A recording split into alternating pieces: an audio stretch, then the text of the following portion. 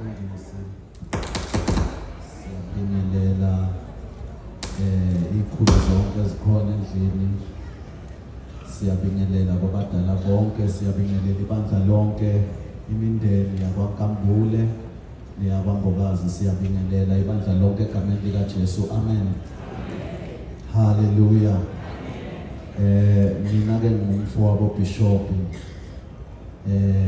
uNkambule ngakhula nayo le ndoda he is my brother amen manje la uthe umfowethu nizokhuluma amazwi ecomfort amen kunamazwi amancane nje engingawabona lapha ku Mahubo 34 ngiyakholwa ukuthi ke kulapha ku verse 18 lithi Bible many are the afflictions of the righteous amen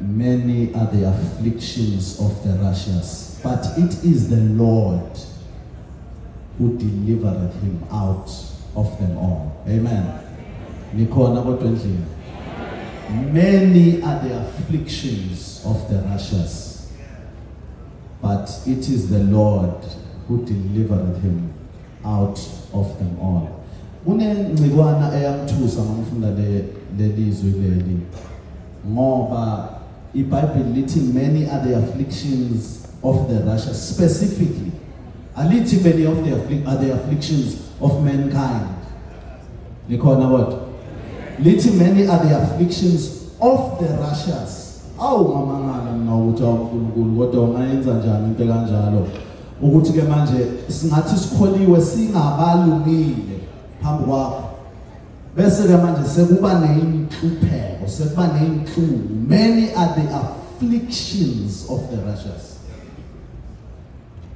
but God many are the afflictions of the righteous kodwa uNkulunkulu onamandla okumisa okungamiseke uNkulunkulu onamandla okuthinta la kungathintwa khona uNkulunkulu onamandla okwazi ukwenza la kungenzeki khona uNkulunkulu okwazi ukuphilisa la kungaphiliseki khona my brother ngo 2013 I lost my wife in 2013 I lost my wife umfundisi Basina ke sekakhulumile wathi nami ngifuna ukukhuluma ngobhuti I lost my wife in 2013 and this man spoke into my heart spoke into my life wathi bhuti ayikho into esiyaziyo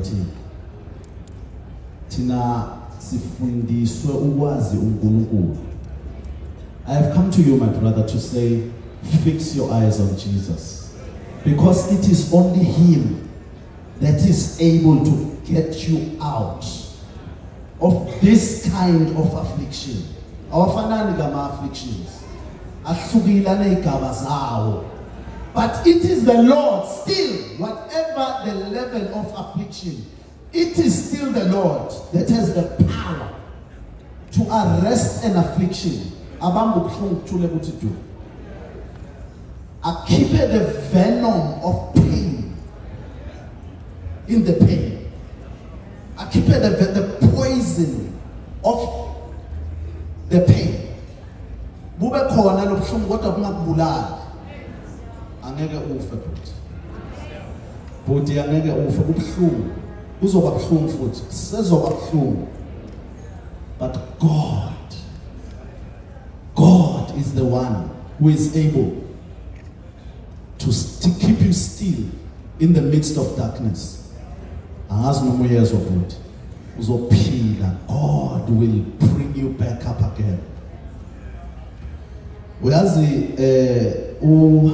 uzanele no Bishop every time ubhuti misbehavior every time ubhuti uzanele makathi uyakhuluma ukuthi hayi man ungayile ngathi ubhuti yami ngiyakhona. uZanele was one of the first people she would call. Angishayele ngo5 ekuseni athi awushayele lo bhuti wakho. Bhuti mshayele lo bhuti wakho bhuti. Umtshele ukuthi angayenzi lento le. Ngithi mina ubhuti uyamazi mos ukuthi mase decide uzoyenza lento ayise decide. Kodwa lo uzobuya. Don't worry. Zanele loved you, my brother. You were loved by this woman. She would call me sometimes and tell me, Uguti, I don't want this man to do this. But go Uguti, masa decide Uguti uya kona. But I want to tell you, God is the healer. God is the one that will bring stability back to you. Manje, it may look like Baba Ngumsindo Jabakulmayo, but I come to tell you, Puti, God is your healer. Ubambile uNkulunkulu. Don't think akakubambe, ubambile, ubanjwe isandla sakhe.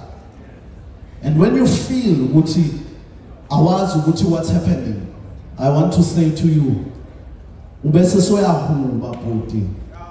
Wenza ihubiology, le hubiology olokuyenza but ungayiyeki.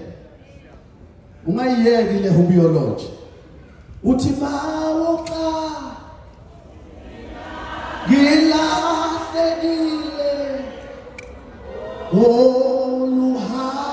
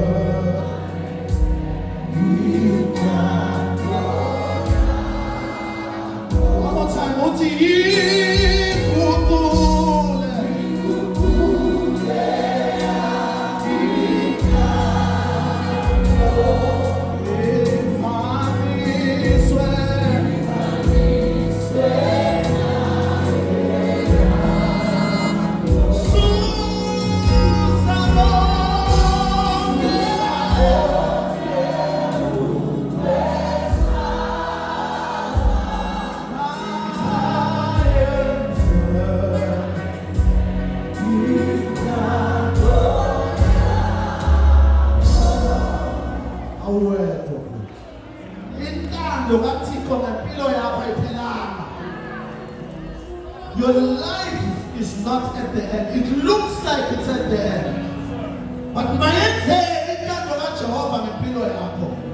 it is not over. God is still calling you. God is still calling you. There is another you that is going to emerge out of the you that has been revealed. Bishop, a sense of discover, because God is unfolding on the inside of you. Your brokenness, God will use to turn around your situation.